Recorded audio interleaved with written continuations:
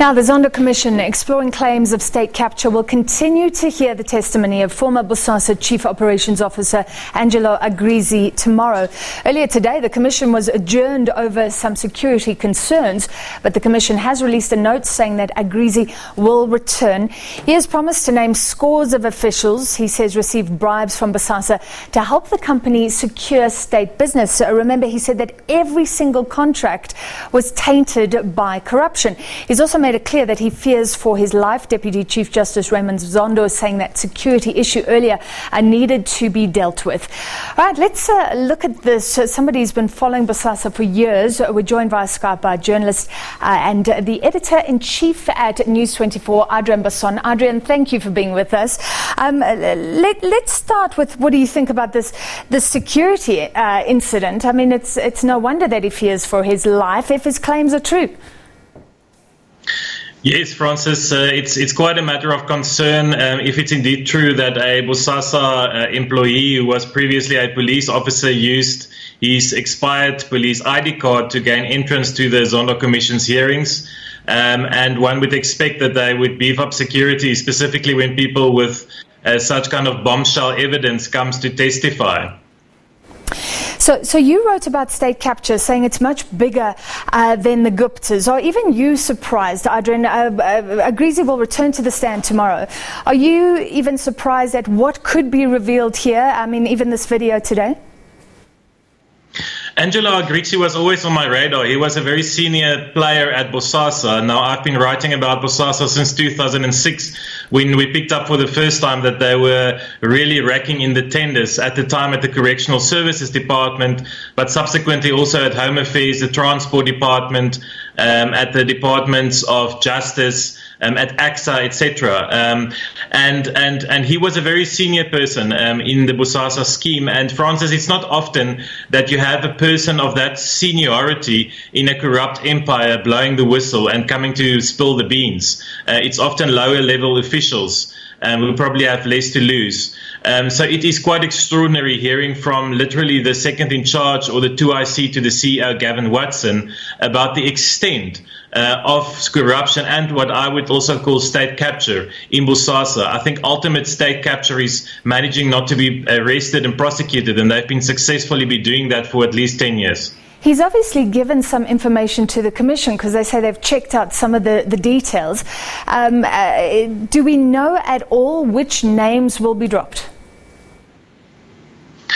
I've heard a few names, but I'm not at liberty to disclose them yet. One will have to wait for Agrizzi to see what is in his final affidavit before the Commission. It is on the record that Bosasa has bribed, according to the SIU, the former prisons boss Linda Mti, the former prisons CFO Patrick Gillingham, whose name also came up today. That is all contained in the SIU report that was published in 2009 already, that had prima facie forensic evidence of money for tenders. But it would be interesting to see which other politicians are being implicated. We know from previous stories that we have done that politicians like Gwede Mantashe and Nomvula Mokonyane also received security equipment at their home. We know ANC senior MP Vincent Smith also received security at his home from Bosasa while he was the chairperson of the Correctional Services Portfolio Committee, who was supposed to exercise oversight over tenders in correctional services. So they really had this massive network of corrupt politicians and officials who were helping the company to do what they did. Well, what does this mean for the president, who's admitted in Parliament that his son did some business with Bosasa? This was about a R500,000 rand payment. Then suddenly it was a payment to his campaign, which he says he didn't really know where that came from. I think a big mistake will be if we try to link corrupt companies or businesses to specific politicians. A company like Bosasa doesn't really care who is the president of South Africa. They just want to buy him and have him in their pocket. So if you look at the timeline of what they have done, they even started the activities under Thabo Mbeki's era. A lot of people even linked to Thabo Mbeki's presidency was shareholders of Bosasa. It continued under the Zuma era. In fact, when President Zuma took over, Bosasa was not really in favor disfavour and had to buy their way back into favour. And we've now seen with President Ramaphosa that they have almost immediately moved in, have some business dealings with his son Andile, and contributed to his campaign, which I think was a very unwise move on his part, not to see who gives him money, because in all likelihood, if you listen to Angelo Agrizzi, that money was dirty. So you mean some people may be involved unwittingly? They weren't the recipient of bribes, but Bosasa was trying to court them, I guess. I think that has been the modus operandi of corrupt players all over the world. If you study corruption globally, that is what corrupt businesses do, is they try and compromise politicians and government officials and continually keeps bribing them so that their lifestyles are upgraded to a level that they can't turn back, and that there's obviously this dirt on them which they can't afford to get out. And I think you see that pattern with Bosasa as well. They obviously have files on people, and they also kept on paying people. So I think President Ramaphosa will have to disclose to the nation still how he managed to take that money, or who in his campaign thought it was okay to take money from them. How did the transaction work? How did Mr. Watson, the CEO, make contact with his campaign? How was the money paid? Where did the money come from? Just paying it back is not good enough. All right, so and somebody claimed that a union boss was even taking the grocery money every month. Hard to return from that. Adriaan, I'm interested, you were looking at this, I think, 10 years ago at the Mail and Guardian. The editor then, Nick Dawes, is sort of lamenting the fact that this didn't gain traction, these claims against Bosasa, until now. Why? Look, there's a lot of corruption in South Africa, unfortunately, that we write about on a weekly basis. I sometimes can't even remember what we published the week before.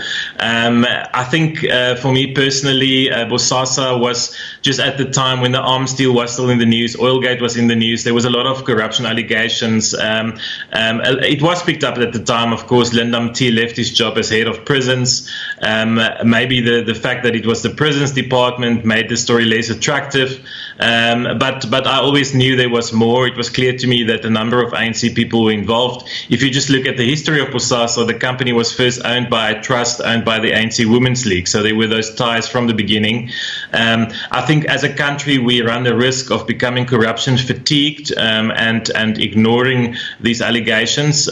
Obviously, it would also have been nice if we had an active functioning criminal justice system over the past 10 years that, like in the cases of Shabir Sheikh and Jackie Selebe, which was now 10 years ago almost, actually prosecute corruption. We stopped seeing those cases going to court. Yes, I believe this should be playing out in the courts. All right, the timing is interesting though, so let's end on this. Do you think this could have huge implications for the ANC at elections?